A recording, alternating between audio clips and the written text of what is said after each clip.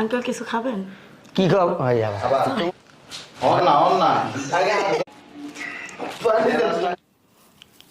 উফ কি গরম পড়ছে। ভাইয়া তুমি এখানে কে? উফ কি গরম পড়ছে। ভাইয়া আঙ্কেল তোমাকে ডাক। ভাইয়া বাড়িওয়ালা আসছে, ভাড়াটা দেন না কেন? আঙ্কেল বেতন বোনাস আমার হাজবেন্ডে পায়নি। বেতন হয় নাই তো আঙ্কেল আপনি এমন করেন না। আমার কি বলতেছেন এসব আঙ্কেল?